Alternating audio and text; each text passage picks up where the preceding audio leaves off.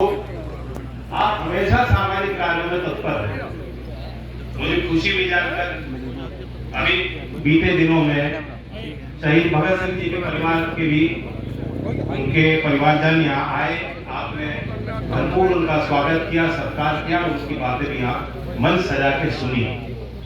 मुझे वो भी दिन याद है जब ये 14 साल की मूर्ति का अनावरण हुआ। जिस तरह की आज बैठक हो रही है, एक उमंग, एक उत्साह, एक भावना आपने प्रकट की, उसी तरीके से उसी विचार मन दिल लेके आपको आए। मुझे हमारे चौधरी सूरजमल जी की भी याद आ रही है, क्योंकि जहाँ आपने मुझे बैठा रखा, मेरे बगल में वो बैठे थे और उन्होंने मेरा हाथ पकड़ा, मुझे आशीर्वाद देना चाह रहे थे। मैंने उनका हाथ पकड़ के मुझे महसूस हुआ कि आपको बुखार हो रहा है चौधरी, तो बुखार तो हो रहा है लेकिन मुझे तो आना था। चौधरी सूरजमल जी भी कभी कोई सामाजिक मंच छोड़ते नहीं। मैं उनको भी आज इस मंच के माध्यम से सब लोग, हमारे परिवार के लोग हैं, श्रद्धांजलि अर्पित करता हूँ। जहां तक बात अब चुनाव की है, चुनाव की जानी चाहिए बिना किसी लाभ लपेट के।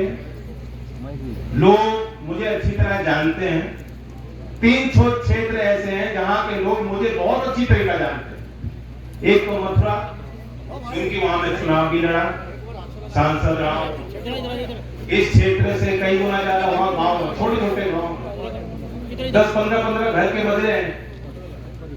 कभी उनकी बसावट हुई, बड़े गांव से निकल के निकासी उनकी, अब उनके वही पे सब परिवार, वही उनका गांव। फिर भी मैंने कोई छोटा गांव वहां छोड़ा नहीं। हर गांव में मैं गया। उसी तरीके से बागपत क्षेत्र तो ऐसा है जो आप जानते हो, चौधरी चरण सिंह जी के समय से चौधरी अजीत सिंह जी वहां चुनाव लड़ते भी थे और जीतते भी थे। पिछला चुनाव में वहां से लड़ा। तीसरा क्षेत्र यह आपका है, क्योंकि कैराना में जब बाई इलेक्शन हो रहा था, मुझे लगता है कि इस क्षेत्र में भी कोई गांव अछूता नहीं रहा जिसमें हम और आपने जाके प्रयास। तो मुझे अच्छी तरह जानते हो, कोई बात मेरे चेहरे पे या जुबान पे ना आए, उससे पहले आप मेरी बात को इशारे के तौर पे समझ जाओ। रणनीति, सामाजिक जीवन और राजनीतिक जीवन में रणनीति होनी चाहिए। यही नेता का काम होता है। शतरंज भी यहाँ खेलते होंगे, किसी को शौक है शतरंज का? तो शतरंज में एक ऐसी चाल हो कि प्रतिद्वंदी ये दिखाता है कि मैं कमजोर हो गया और फिर मार दे देता है। कुछ हमारे साथ ऐसा ही करना चाहती थी सामने वाली पार्टी। जिनके साथ हम थे वो हमें बेगम दे रहे थे और राजा मारना चाह रहे थे। बताओ,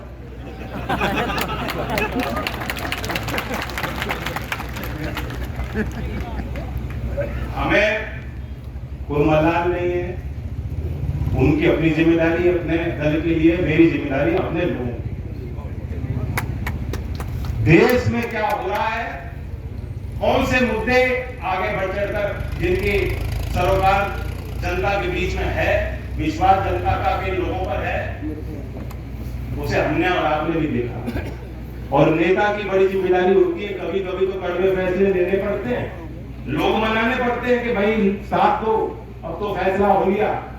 और कभी कभी ऐसा होता है कि जनता फैसले लेती है और नेता कहती है कि जनता ही सही है, मैं जनता के साथ चलूंगा। जनता के आगे आगे चलने वाला भी नेता होता है, जनता का मोड़ने वाला भी नेता होता है। और कभी कभी जो जनता का निर्णय, जनता का मिजाज, जनता का जो मन, कौन सी बात जनता को ठीक लग रही है, उस बात के साथ खड़े होने वाला व्यक्ति भी नेता होता है। जिंदाबाद! जिंदाबाद! को समझा सकता हूं। मैं तो लोकदल के लोगों से खास तौर से बात करने आया हूं। बीजेपी के उम्मीदवार है ही हमारे, लोकदल वाले पूरे अधिकार के साथ इनसे काम भी लेंगे और लोकदल के मान सम्मान और कार्यकर्ता के मान सम्मान के लिए हम कसर कर भी सकते हैं, ये कसर नहीं छोड़ने वाले।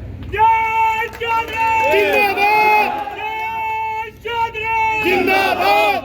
लोकदल के लोगों से खास तौर से बात यही करना चाहता हूं कि हमने और आपने तो संघर्ष बहुत किए। अब आप भी सोचिए, हमारे जो मुद्दे हैं, आप किसान की तरफ देखिए।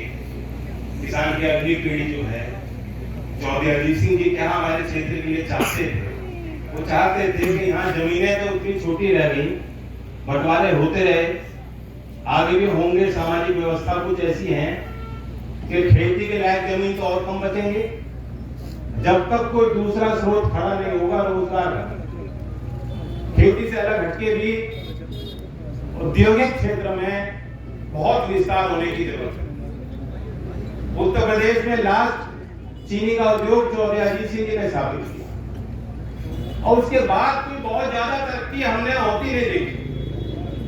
अब हमने देखा है कि सरकार ने जो केंद्र में है, उन्होंने एक इच्छा शक्ति उनकी है जो प्रबल है और जो दिखाई पड़ती है। इनके नजर में कोई काम छोटा नहीं होता।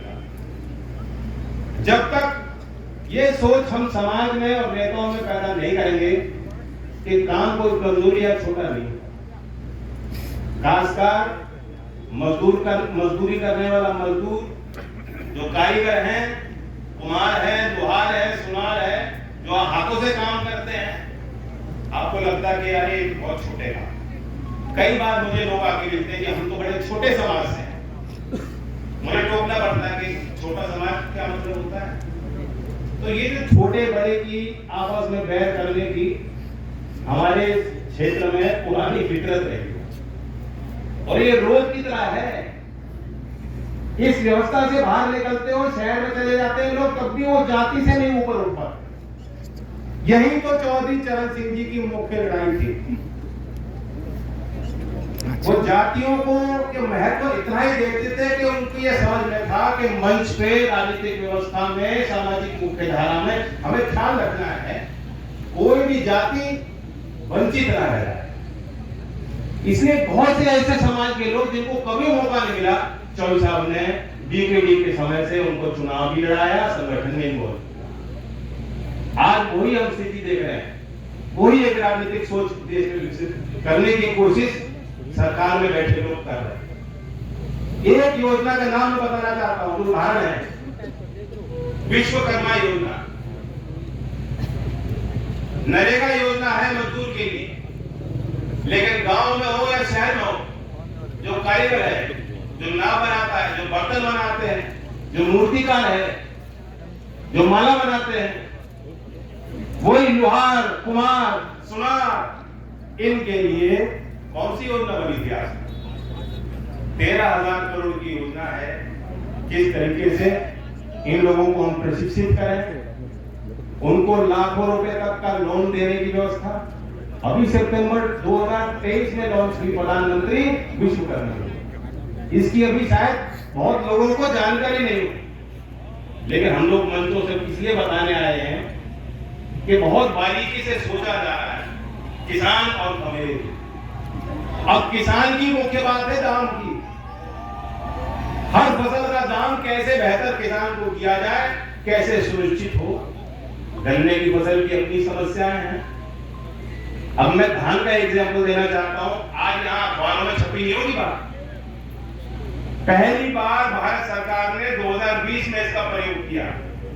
बाली में मंत्रियों की एक कॉन्फ्रेंस भी संयुक्त राष्ट्र के तत्वाधान में, और वहां एक औजार तैयार किया गया।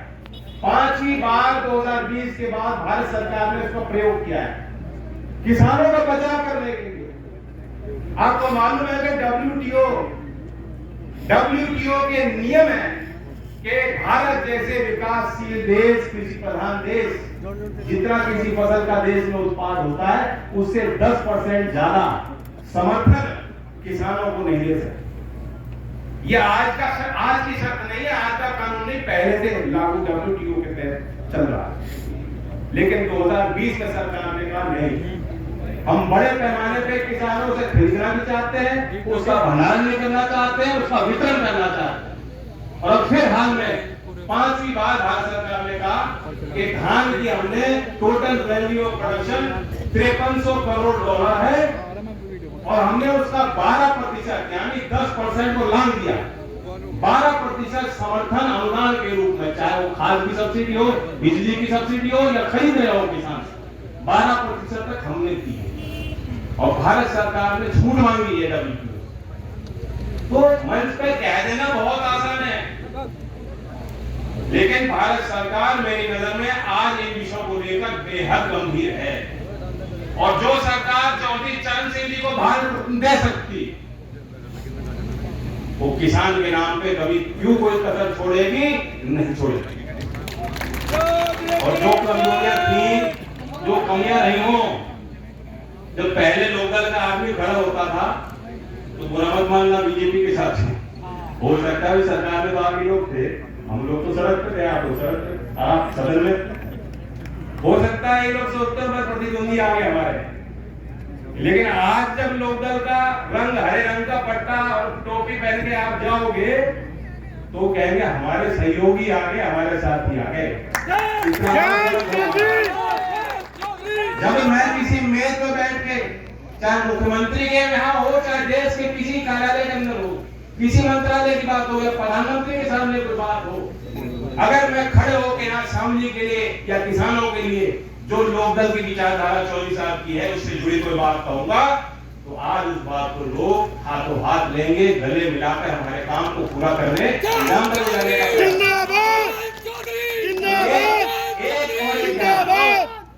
ये एक और एक गाना।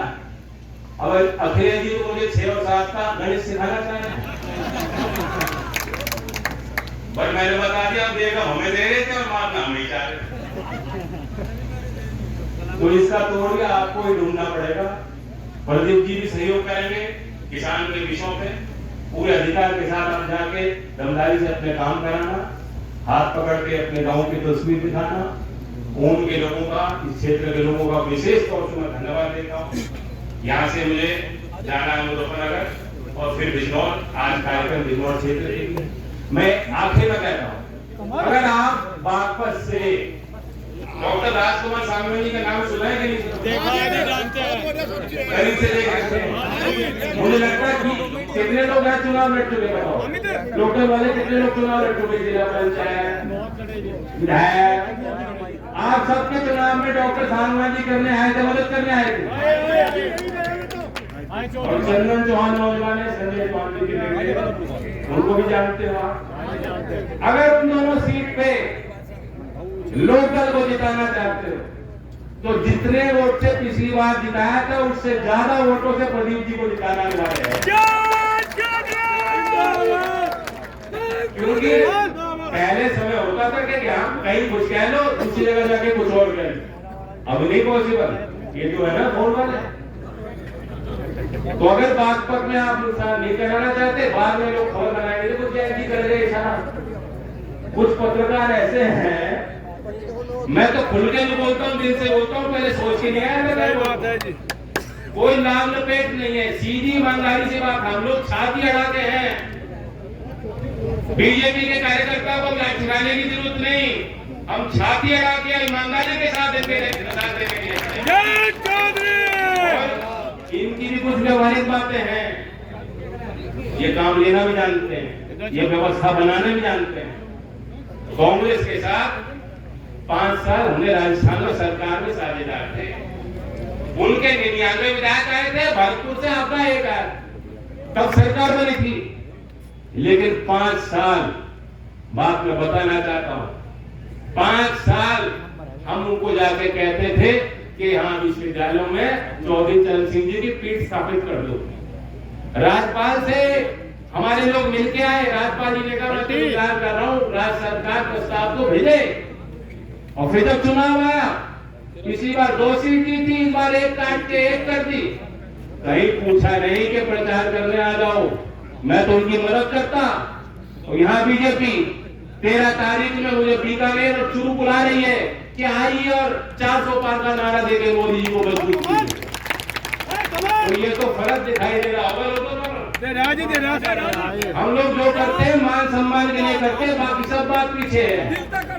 जो पगड़ी पहनाई वो मान सम्मान की पगड़ी है, वो महज कपड़ा नहीं है, मैंने उतार दी, मत मानना। चौधरी अजीत सिंह जी के जाने के बाद खपरौल में तो आपने मुझे पगड़ी पहनाई है, तो मैं तो ये मानता हूँ कि पगड़ी आपके मान सम्मान की, तो मान सम्मान की रक्षा भी आपको करनी है। हमारे गठबंधन को मजबूत बनाना। धन्यवाद। जय हिंद।